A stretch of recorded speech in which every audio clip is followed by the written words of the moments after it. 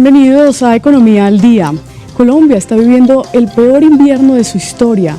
Hay más de 2 millones de damnificados. Aparte de la atención humanitaria, hay que reconstruir viviendas, carreteras, hasta pueblos enteros. Esto es para muchos una oportunidad para hacer bien las obras que el país ha estado esperando durante años. Los invito a una charla con un gremio privado que mucho puede aportar a este proceso y, por supuesto, sus opiniones de temas que nos interesan. Bienvenidos y bienvenido, doctor Diego Sierra, presidente de la Sociedad Colombiana de Arquitectos en Colombia. Muchas gracias por aceptar la invitación. Gracias, Gina, por invitarme. Hasta el momento, ¿ustedes ven viable todo este plan del gobierno de reconstrucción, aunque todavía no hay mucha precisión de las obras que se van a necesitar durante esa etapa? Para nosotros como gremio es todavía desconocido el plan. Nosotros no hemos participado. Es un llamado que, aprovecho, hay que hacer. Los gremios tenemos que estar involucrados en el proceso, no solo de vivienda, sino también de reubicación de pueblos. Estamos seguros que hay que hacerlo.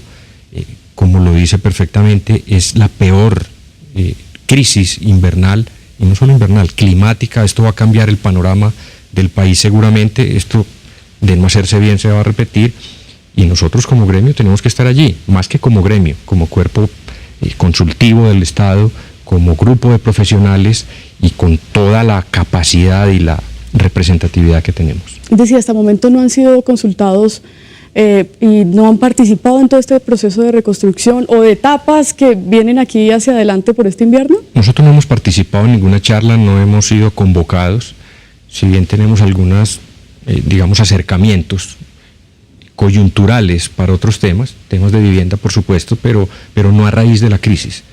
Nosotros no hemos sido convocados y tenemos bastante que decir, por cierto. ¿A qué se debe entonces eso, señor Sierra? Yo no sé cuál sea la política. Hemos visto que hay conformado un comité de altísimo nivel con verdaderas personalidades, pues, de la industria, de la banca, de las empresas, pero creo que le falta componente gremial, le falta el concepto, que no solo como arquitectos, también los ingenieros. O sea, hay muchos profesionales en el país dispuestos a apoyar este proceso. Tenemos mucho que decir, tenemos mucho que aportar. Valga hacer el llamado para que seamos convocados. ¿Qué piensa entonces de ese conjunto de personas que han sido dispuestas por el gobierno para iniciar esta etapa de atención humanitaria, reconstrucción? ¿Le falta todavía? Pues es sin duda un equipo excelente. Como personas, su trayectoria, empresarios, banqueros, por supuesto, es intachable. Exministros. La trayectoria. Sé que algunos de ellos estuvieron, por ejemplo, en el tema del eje cafetero. Hay experiencia, hay conocimiento, y hay algo muy importante, y es personas que han estado en la banca y en la empresa y saben cómo manejar recursos, pero le falta el otro componente, le falta el componente de veeduría, le falta el componente técnico. Nosotros estamos dispuestos a brindar todo ese conocimiento, pero no hemos sido convocados. No sé qué pasa, no sé qué se está esperando, y nosotros realmente necesitamos estar allí, porque este tema que está pasando, este problema, como le dije hace un momento, esto va a cambiar el mapa, esto va a cambiar la forma incluso de contratar las obras a futuro. Ahora, ¿por qué deberían ser convocados, según ustedes, diciéndolo muy coloquialmente, qué tienen para mostrar o qué casos exitosos han trabajado para que el gobierno diga, bueno, queremos invitar a la Sociedad Colombiana de Arquitectos a que nos ayude a iniciar todo este proceso y estos retos que nos trae el invierno? No mencionemos 76 años de vida institucional. Eso, aunque es muy importante, puede que no pese para este caso, ni ser cuerpo consultivo del Estado, que deberíamos de por sí ya estar allí por ese tema. Pero estuvimos en el eje cafetero, en la reconstrucción, estuvimos en el Cauca, en el terremoto, hemos estado en pueblos que han sido destruidos por la guerrilla y hemos llegado allí con nuestros arquitectos a apoyar. Esto no es nuevo para nosotros, y no hay que hablar solamente de que hay que reconstruir viviendas, hay que reubicar municipios. Y yo no sé el criterio con el cual se esté planteando esa dinámica. Es una dinámica muy profesional, muy especializada, y no obedece solo a factores económicos. Hay factores geográficos, hay factores urbanísticos, hay factores culturales. ¿Cómo vamos a hacer para desarraigar un pueblo y llevarlo a otro sitio? ¿Qué va a pasar allí con todo su acervo, todo su conocimiento? Eso sin duda tiene impacto. Y ahí es donde hay que tener muchísimo cuidado de cómo se hacen las cosas y el componente técnico que inspire, digamos, esa reubicación. Específicamente, y ahondemos un poco más en esas soluciones que ustedes proponen desde la sociedad en cuanto, por ejemplo, a esa reubicación que va a tener que hacer el gobierno de municipios enteros, de pueblos enteros. ¿Qué soluciones ustedes proponen que se deberían tener ahí sobre la mesa? Me llamó la atención el tema de Gramalote, no solo por lo dramático, sino porque varios profesionales del norte de Santander me han estado llamando. Me han estado llamando a decir, queremos participar en ese proceso, porque no es solamente buscar un buen sitio, es que digamos que esa es una parte del proceso, pero la otra es verificar y certificar que a futuro este mismo tema no vaya a suceder. Hay que mirar cómo está el tema geográfico, el tema de los asentamientos, el tema de los suelos. Nosotros tenemos mucho que aportar en eso, puesto que hemos estado en toda la dinámica del país. Ahorita se trata no de un tema de quién lo puede hacer, sino una unión realmente del país. ¿Quién puede apoyar? Estoy seguro que hay muchos grupos de profesionales. Deberíamos estar bienvenidos todos, porque es que allá en esos sitios están los profesionales que padecen y viven el día a día. En ningún momento estamos diciendo vamos a mandar comisiones de expertos desde Bogotá. Allá hay gente muy capacitada y habría que tenerlos en cuenta también. Permítame preguntarle un poco sobre la experiencia del eje cafetero que usted me dice que participaron. ¿Cuál fue el secreto para que eso finalmente tuviera un final exitoso? Y lo que corresponde a nosotros es llevar uno a uno el caso de cada damnificado. Esto no puede ser tenido como una estadística más. Hay que atender cada caso. En nuestra especialidad es atender casa a casa, saber cuántos habitantes había allí, las condiciones de habitabilidad, la calidad de la construcción que tenían en ese momento y mirar cómo mejorar esas condiciones. La dinámica de los pueblos colombianos toda es diferente. Por ejemplo, en el eje cafetero, mucha construcción en Guadua. ¿Qué está pasando en otros sitios? ¿Cuál es esa cultura ancestral que le permitió construir barrios enteros con una dinámica propia? Aquí no sirve una fórmula homogénea para todo el mundo. Hay que estudiar caso a caso y por eso es importante que un grupo como el nuestro, que tiene 27 regionales y tiene profesionales allá, conoce la cultura y la forma de generar y de gestionar sus propias soluciones. Específicamente, por ejemplo, en el caso de la costa atlántica, una de las zonas más afectadas, ¿cómo deberían ser esas especificaciones técnicas, el costo, por ejemplo, de las viviendas nuevas para un damnificado y después de toda esta tragedia, señor Sierra? Antes de eso, te quisiera decir algo.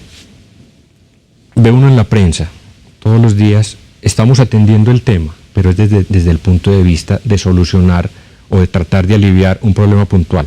Los kits escolares, las colchonetas, todo ese tipo de cosas alivian momentáneamente, pero con eso no se resuelve el problema, por supuesto. Pero por algo se tiene que empezar y está claro bien. Que sí, y las carpas y todo esto, pero quisiéramos saber qué hay de fondo, cómo se están planteando las soluciones. El tema de la costa no se puede atender de igual manera que, digamos, los municipios de la sabana de Bogotá. Allá hay una forma, hay un clima que, digamos, hay que tenerlo en cuenta al momento de diseñar esas casas. Sin un diseño previo, yo creo que mal haríamos en seguir a otro paso. O sea, no podríamos hablar en este momento de grandes cifras sin saber cómo vamos a diseñar esas casas. Yo veo también el alcalde de un municipio X dice necesitamos tantos miles de millones. Quisiéramos saber de dónde sale el análisis y con qué criterios se está planteando un diseño para esas comunidades. Pues según el gobierno, los alcaldes y los gobernadores están estudiando el tema, analizando cuál es la situación y piden los recursos, pero ustedes a ciencia cierta no saben sobre qué base lo están haciendo. No sabemos sobre qué base. Vamos a retomar un tema muy importante, el de los macroproyectos, que es una figura que en marzo de 2010 queda derogada. Ya los macroproyectos en este momento no están vigentes, sin embargo, al no ser retroactivos, lograron quedar 18 macroproyectos en el país. Esos son más o menos 5.000 hectáreas, estamos hablando de 165.000 viviendas que tendrían acceso a partir de esa figura. Ese es un punto importante, el cual nos permite pensar que si se revive esa figura, obviamente solucionando lo que la dejó inactiva, podríamos pensar que a partir de allí sí haya indicadores confiables. Si no es así, yo no veo cómo, porque es que no se trata de un tema de solución de viviendas en serie, se trata de un problema que atienda realmente ese número de damnificados reales. Hay algo dramático. En 20 años de conflicto en Colombia, se habla de 1.500.000 personas desplazadas. Ahorita, en 30 días, hay más de 2 millones. ¿Cómo se va a atender ese inmenso volumen en tan corto tiempo y con asentamientos perdurables en el tiempo? No se trata simplemente de hacer nuevos asentamientos, transitorios o provisionales, sino definitivos. Y es allí donde hay que estudiar muy bien cada caso. Permítame preguntarle sobre esos macroproyectos de vivienda, ¿qué tan beneficiosos podrían ser, digamos, para una situación como la que está viviendo el país? A mí me parece que es una figura muy interesante, pero en muchos de ellos no se ha tenido en cuenta el tema de servicios públicos, que es el que más afecta, cómo llevar servicios públicos de calidad a esos proyectos y cómo insertarlos en la dinámica de una ciudad, en temas de movilidad. No se trata de llevar grandes comunidades a lugares casi impenetrables o inhóspitos, porque se trata de comunidades que se tienen que insertar a una dinámica de ciudad.